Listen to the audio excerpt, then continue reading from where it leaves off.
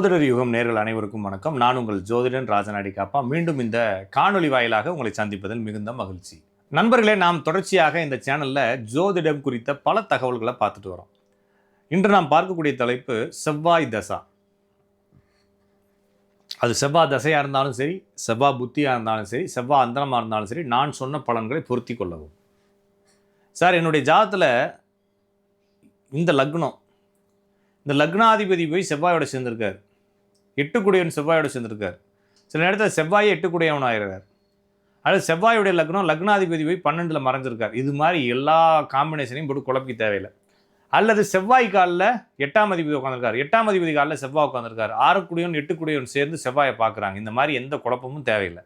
நீங்கள் எந்த லக்னமாக இருந்தாலும், உங்களுக்கு என்ன நட்சத்திரமாக இருந்தாலும், செவ்வாய் என்னுடைய நட்சத்திரத்தில் யார் அமர்ந்திருந்தாலும், செவ்வாய் யாருக்கு நட்சத்திரம் கொடுத்துருந்தாலும், அல்லது செவ்வாய் யார் நட்சத்திரத்தில் உட்கார்ந்துருந்தாலும், செவ்வாயினுடைய பாவ ஆதிபத்தியங்கள் சுபமாக இருந்தாலும் அசுபமாக இருந்தாலும் எதை பற்றியும் கவலைப்பட தேவையில்லை. நான் சொல்லக்கூடிய விஷயங்கள் செவ்வாய் திசையில் நடக்கும். செவ்வாய் திசையில் பொதுவாக ஒரு மனிதனுடைய வாழ்க்கையில் அவன் யாரை நம்பணும் யாரை நம்பக்கூடாதுன்றதில் ரொம்ப தெளிவான ஒரு முடிவை உங்களுக்கு சொல்லி கொடுத்துட்டு போயிடும் லைஃப். பொதுவாக ராஜநாடியில் தசாபுத்திகளை நம்புறதோ சொல்கிறதோ கிடையாது. இருந்தாலும் மக்கள் கேட்டதுக்காக இந்த செவ்வாய் திசை எப்படி இருக்குன்றதை பேசலாம். அப்போ செவ்வாய் திசை யாருக்கு வந்தாலும், என்ன நட்சத்திரம், என்ன ராசி, என்னவாக இருந்தாலும் உங்களுடைய வயதை பொறுத்து அதை ஆக்ட் பண்ணும். ஒருவேளை உங்களுக்கு சின்ன வயசில் செவ்வாய் தசை வந்துருந்துச்சுன்னு வைங்களேன், ஒரு 8 வயசில் ஒருத்தருக்கு செவ்வாய் தசை வந்துருந்துச்சுன்னா அவர் நண்பரால் ஏமாற்றப்படுவார், ஷேர் மார்க்கெட்டில் பணம் போட்டு இழந்துருவார்னு நான் சொன்னால் அவங்க நீங்கள் சிரிப்பீங்க இல்லையா? அப்போ சின்ன வயசில் வரக்கூடிய செவ்வாய் திசை நோயை கொடுக்கும். பெரிய வயசில் வரக்கூடிய செவ்வாய் திசையும் நோயையும் ஏமாற்றத்தையும் கொடுக்கும்.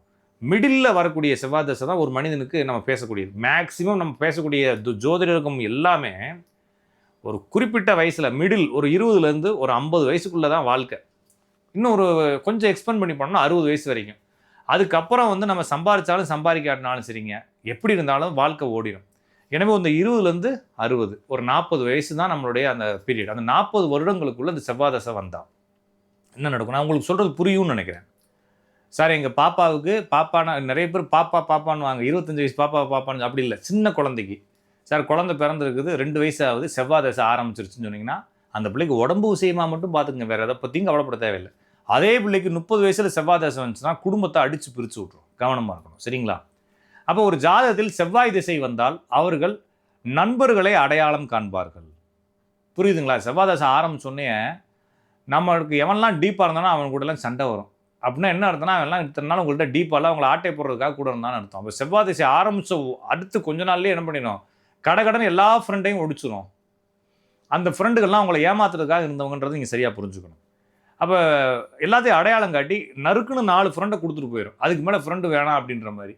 இந்த செவ்வாய் திசையினுடைய பீரியடில் தான், ஏன்னா சந்திர தசை முடிச்சுட்டு இப்போ தான் வந்திருக்கீங்க. சந்திரன் என்பது அவமானம்.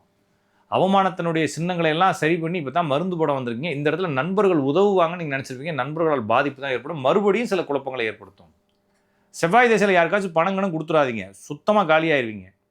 அதே போல் செவ்வாய் திசையில் ஒரு பெரிய அளவில் உங்கள் குடும்பத்தில் ஒரு மருத்துவ பிரச்சனை ஏற்படலாம். அது உங்களுக்கோ உங்களுடைய தாயாருக்கோ தந்தையாருக்கோ அது உங்களுடைய ஜாதகத்தை வச்சு தான் முடிவெடுக்கணும். அப்போ என்ன சார், இந்த செவ்வாய் எந்த இடத்துல இருக்குன்னு பார்க்க போகிறீங்கன்னா அப்படி இல்லை. உங்கள் ஜாதகத்தில் என்ன நோய் வரும்னு சில குறியீடுகள் இருக்கும் இல்லையா? பெரிய நோயாக இருந்தால் அதை நான் சொல்லணும் இல்லையா? அப்போ நான் மொத்தத்துக்கு பெரிய நோயும் சொல்லக்கூடாது, சின்ன நோயும் சொல்லக்கூடாது. உங்கள் ஜாதகத்தில் செவ்வாய் டேமேஜாக எவ்வளோ உங்களுக்கு நோய் வரணுன்ற விதியே இல்லை அப்படின்னா, இப்போ செவ்வாய் தசை என்ன செய்யணும், ஏதாவது ஒரு சின்னதாக ஒரு இன்ஃபெக்ஷன், அடிபடுறது, சின்னதாக கீழே பைக்லேருந்து விழுந்து அடிபடுறது, இது மாதிரி கொடுத்துரும். ஆனால் தீராத நோய் வரணும்னு உங்கள் ஜாதகத்தில் இருந்துச்சுன்னா இப்போ செவ்வாய் தசையில் பெரிய அளவில் ஹாஸ்பிட்டலைஸ் பண்ணி உங்களை லட்சக்கணக்கில் செலவு பண்ண வச்சுட்டு போயிடும். செவ்வாய் திசையில் நண்பர்களுடைய உதவிகள் கிடைக்கலாம், அண்ணனுடைய தம்பியுடைய உதவிகள் கிடைக்கலாம். ரொம்ப பேருக்கு ரொம்ப நாள் இருந்த சொத்து தொடர்பான வில்லங்கங்கள், வழக்குகள் முடிவுக்கு வரலாம். குடும்பத்தில் யாராச்சும் ஒருத்தவங்க மெடிக்கல் சம்பந்தமான, உணவு சம்பந்தமான, அல்லது வண்டி வாகனங்கள் சம்பந்தமான, அல்லது எலக்ட்ரிக்கல் சம்பந்தமான, அல்லது விவசாயம் சம்பந்தமான தொழில்களை புதுசாக ஆரம்பிக்கவோ படிக்கவோ முயற்சி செய்யவோ இது மாதிரி முயற்சிகள் செய்வாங்க. அதில் சக்ஸஸ் ஆவாங்க. ஒருவேளை இது பெண் ஜாதகமாக இருந்தால் கணவனுடன் மிகப்பெரிய அளவில் குழப்பத்தை ஏற்படுத்தும். உங்கள் ஜாதகத்தில் கணவனுடைய நிலை சரியில்லாமல் இருந்துச்சுன்னா கண்டிப்பாக அதில் டிவோர்ஸ் வரைக்கும் கொண்டு போய் விட்டுரும். இந்த செவ்வாய் திசை என்பது பொதுவாக எலும்பு நரம்பு இது சம்பந்தமான பிரச்சனைகளை கொடுக்கும். இந்த செவ்வாய் திசை வந்தால் எல்லாரும் கவனமாக இருக்க வேண்டியது, ஷேரில் பணம் போடுறது, ஸ்பெக்குலேஷன் பண்ணுறது, கேம்லிங் பண்ணுறது, யாராச்சும் நம்பி காசு கொடுத்து வாங்குறது, ஊருக்குள்ளே சீட்டு போடுறது, எதையாச்சும் ஒன்று வாங்கி நான் தீபாவளி சீட்டு போடுறேன், அந்த சீட்டு போடுறேன், இந்த சீட்டு போடுறேன்னு சொல்லிட்டு எவனாச்சும் ஒருத்தன் ஆட்டை போட்டு போய் அதுக்கெல்லாம் நீங்கள் பணம் கட்டுறதுமே இப்போ வெறும் கவனமாக இருங்க. பெரிய அளவில் அசட்டை பேஸ் பண்ணி சொத்துக்கள் வாங்காதீங்க. யாருக்கும் சூரிட்டி போடாதீங்க. டாக்குமெண்ட் சரியில்லாத டாக்குமெண்ட்டுகளை வாங்கி பெரிய எல்லாம் தெரிஞ்ச வேகாம்பரம் மாதிரி போய் மாட்டிக்காதீங்க. எல்லாமே டெக்னிக்கலாக லீகலாக சரியில்லாத இடத்துல போய் மாட்டிக்குவீங்க ஒன்று. அதுக்கப்புறமா ரொம்ப நாளைக்கு முன்னால் சூரிட்டி சைன் போட்டிருப்பீங்க இல்லையா, அந்த ஆள் ஓடி போயிருப்பான், இல்லைனா அந்த ஆள் இப்போ பேங்க் பணமே கட்டிருக்க மாட்டான். இத்தனை நாள் உங்களுக்கு பிரச்சனை இருக்காது. இந்த செவ்வாய் தசை ஆரம்பிச்சதுக்கு அப்புறமா தான் ஒரு வீடு வாங்கலாம், லோன் போகலாம், கார் வாங்கலாம், லோன் போகலாம், பையனுக்கு காலேஜுக்கு கட்டலாம், லோன் வாங்கலாம்னு சொல்லி பேங்க்குக்கு போவீங்க. உங்களுக்கு சிபில் இல்லை சார், நீங்கள் ஏற்கனவே உங்களுடைய எல்லா பாயிண்ட்டும் போயிருக்கு, நீங்கள் ஒருத்தருக்கு வாங்கி கொடுத்த சூரிட்டி போட்ட காசு கட்டல, ஒழுங்காக கட்டுன்னு சொல்லி கேட்பாங்க. புரிஞ்சுக்கிட்டீங்களா?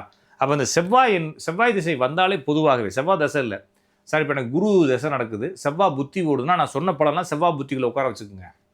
அப்போ செவ்வாயினுடைய புத்தி அந்தர சூட்சம தசா இதில் எது நடந்தாலும் கண்டிப்பாக இந்த பிரச்சனைகளை கடந்து தான் வந்தாகணும். ஏதாச்சும் ஒரு எலும்பு முறிவுகள், இரத்த கட்டுகள், சிறு வெட்டுக்காயங்கள் அல்லது ஆப்ரேஷன்கள் கண்டிப்பாக ஏதாவது ஒரு அறுவை சிகிச்சை குடும்பத்துக்குள்ளே கொடுத்துட்டு போயிடும். கொஞ்சம் பண விஷயங்கள் நல்லா வரும், வண்டி வாகனங்கள் சேரும்.